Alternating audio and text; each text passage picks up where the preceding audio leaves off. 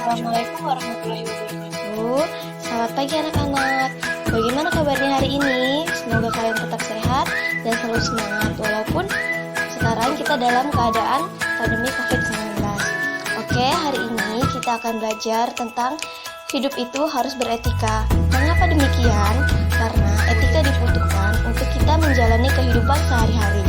Karena kita merupakan makhluk sosial atau zon politikon.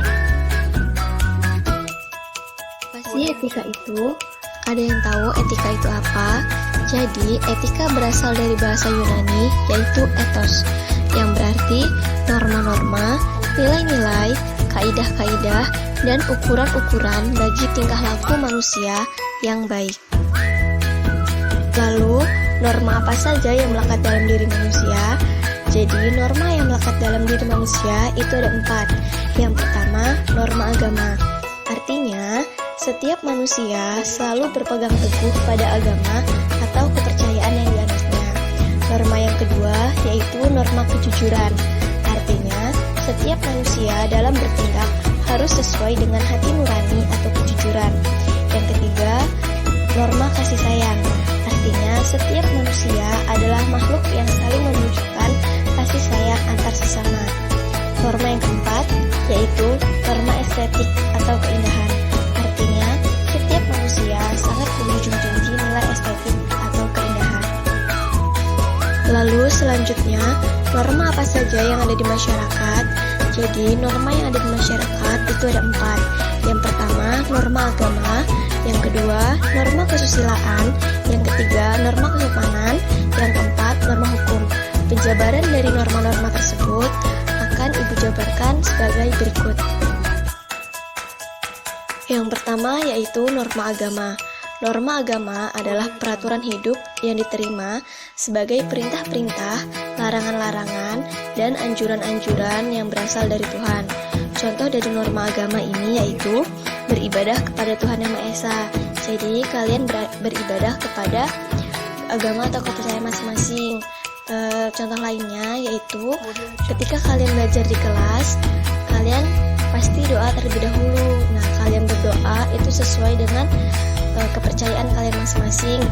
Itu sudah menjalankan norma agama. Norma yang kedua yaitu norma kesusilaan. Norma kesusilaan adalah peraturan hidup yang dianggap sebagai suara hati sanubari manusia atau insan kamil. Norma-norma kesusilaan tersebut juga dapat menetapkan buruk baiknya suatu perbuatan manusia dan turut pula memelihara ketertiban manusia dalam masyarakat. Norma kesusilaan bersifat umum dan universal, yang artinya dapat diterima oleh setiap umat manusia. Jadi, apabila kalian menjalankan norma kesusilaan, maka kalian akan dianggap baik di masyarakat. Namun sebaliknya, jika kalian tidak menjalankan norma kesusilaan, maka kalian akan dianggap tidak baik atau buruk di masyarakat. Contoh dari norma kesusilaan yaitu bersikap jujur dan tidak mencuri. Norma yang ketiga yaitu norma kesopanan. Norma kesopanan adalah norma yang timbul dari interaksi atau pergaulan segolongan manusia. Peraturan-peraturan itu diikuti dan ditaati sebagai pedoman yang mengatur tingkah laku manusia terhadap manusia yang ada di sekitarnya.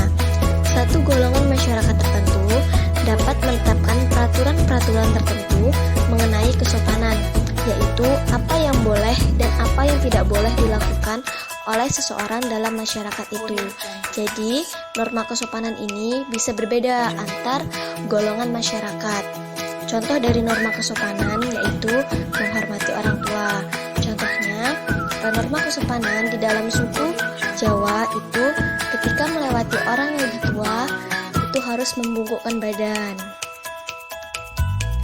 Norma yang keempat atau norma yang terakhir yaitu norma hukum. Di norma hukum ini, peraturan-peraturan yang timbul dari norma hukum dibuat oleh penguasa negara. Isinya mengikat semua orang dan pelaksanaannya dapat dipertahankan dengan segala paksaan oleh alat-alat negara. Jadi, norma hukum ini dibuat oleh aparatur-aparatur negara yang berwenang untuk membentuk peraturan. Apabila hukum tersebut dilanggar oleh masyarakat, maka maka masyarakat tersebut akan mendapat sanksi. Contoh dari norma hukum yaitu mematuhi aturan lalu lintas. Selanjutnya yaitu manfaat etika dalam masyarakat.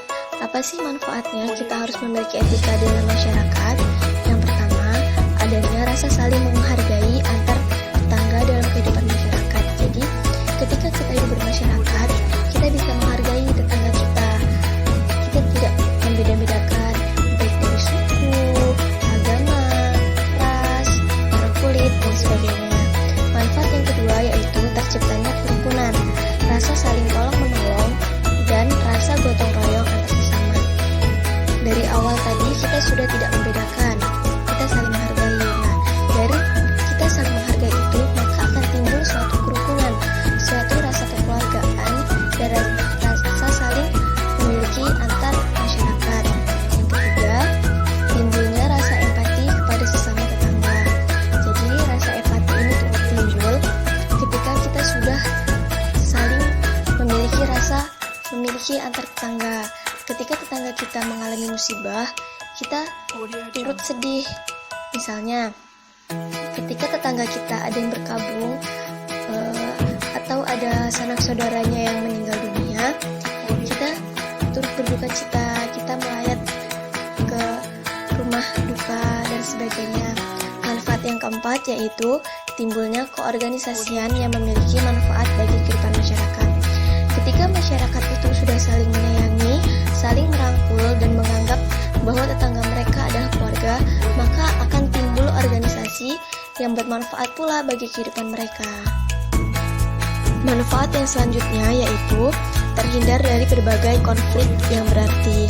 Artinya, ketika kita udah saling menyayangi, saling memiliki antar tetangga, itu kecil kemungkinan untuk terjadi konflik atau keributan antar tetangga. Manfaat yang selanjutnya yaitu membuat seseorang memanfaatkan waktu sebaik-baiknya dan menghargai kehidupan. Manfaat selanjutnya yaitu memberikan self-control atau kontrol diri bagi manusia agar dapat menyadari apa yang sedang ia lakukan dan tahu apa yang seharusnya dilakukan. Manfaat yang terakhir yaitu mengajarkan agar manusia dapat mawas diri. Artinya, manusia memperhitungkan apa yang akan dilakukannya dan bagaimana pandangan orang lain terhadap perilakunya. Selanjutnya, contoh etika dalam masyarakat. Yang pertama, menyapa orang lain ketika bertemu. Nah, contoh pertama ini merupakan ciri khas dari negara Indonesia.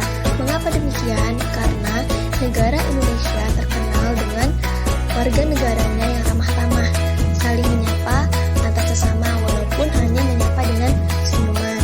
Yang kedua, makan tidak boleh berdecap dan bersendawa. Ketika kita makan berdecap dan bersendawa, itu akan mengganggu orang-orang yang ada di sekitar kita. Yang ketiga, saling menghormati antar umat beragama.